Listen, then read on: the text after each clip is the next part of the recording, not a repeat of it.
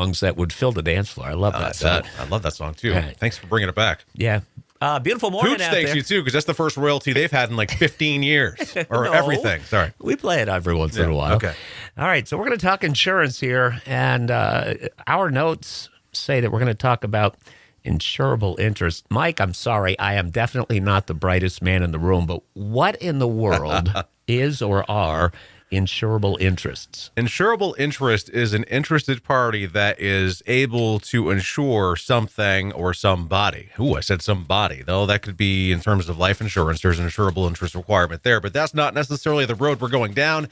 We're going to go down the property insurable interest road. And what that is, Jeff, is, and what prompted it is I was actually reading property transfers recently. And I've been, from what I could see, it looked like maybe there were some parents out there who were transferring property to the kids, which to me, boom, that's a life estate.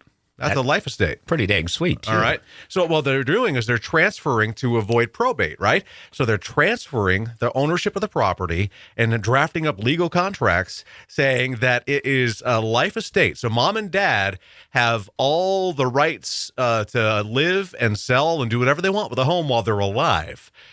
But if they were to pass, the kids would automatically take ownership of the home. Now, the kids now have ownership interests, so that's an insurable interest that probably should be protected. So I'll give you an example. Like if I'm on my father's policy, or if I'm on his property because he did a life estate, my name really should be on his insurance policy because the liability of that policy is for that property.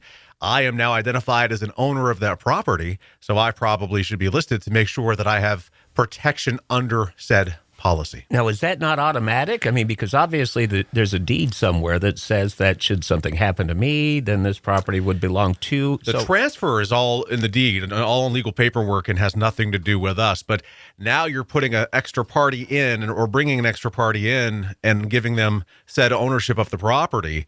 If there was ever a large liability claim or medical payments to others was triggered, in order to protect those who have an ownership interest, and it doesn't cost a dime to do it, you should definitely list them so that they're protected under the policy. So then if the property then becomes in their name due to the loss of said parents, right?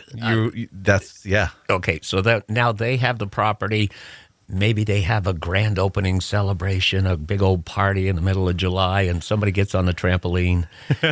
You see where that's going, yeah, right? No, it's all about having them protected.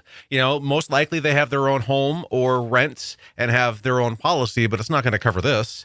So you'd want to make sure you have it. But here's the other side of it, right? So that part of it, mom and dad have, for all good intents and purposes, put this together so that if they were to die, the kids don't have to go through probate court to get the home or the property.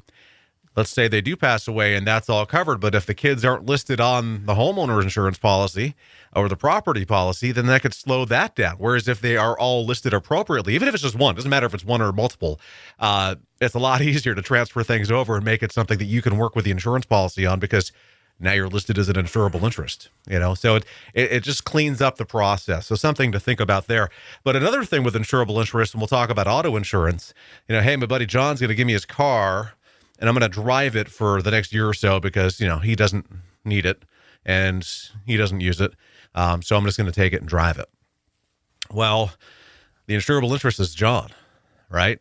And insurance follows the vehicle. So John having insurance on the vehicle, guess what? It's going to cover John and not necessarily cover you as the friend borrowing the car for a year.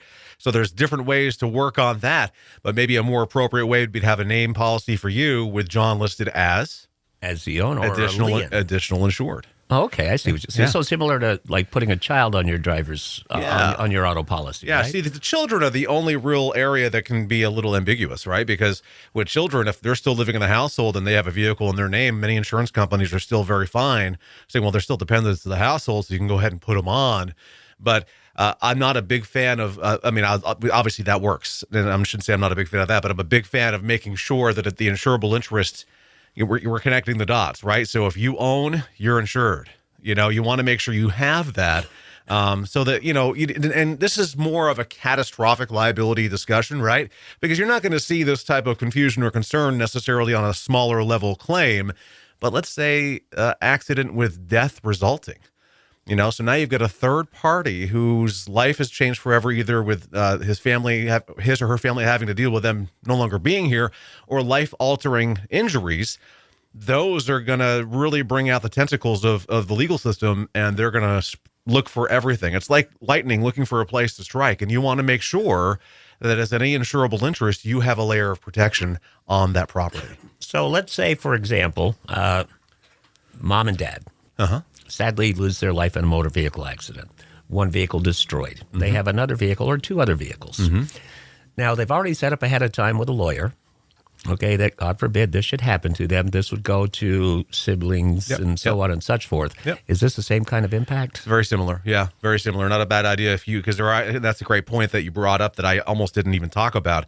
There are many folks out there that own their vehicles that will do the same thing. They'll go ahead and register with a child, adult child in many cases. And that way, if something was to happen, again, that vehicle doesn't go through the probate process because it's co-owned. And yes, you would also want to identify that additional registrant as insured. Well, time is of the essence in everything. And as we get ready to wrap this up here, you did say that when somebody is dealing with the loss of a loved one, time is of the essence. It really is. So the more efficient that process goes, the better and easier it is to deal with. And anybody out there listening this morning, Jeff, who's been through the process of probate, it's a slow and tedious process. You have to have an executor of the estate, and it's a guarantee that some of the assets will go to that process, but you can do your best to layer it and structure it out so maybe you can avoid it. But a lot of people don't make insurance part of that thought process. So a lot of times we find out well after the fact that maybe 30 years ago, mom and dad deeded the house to the three kids, and we had no idea.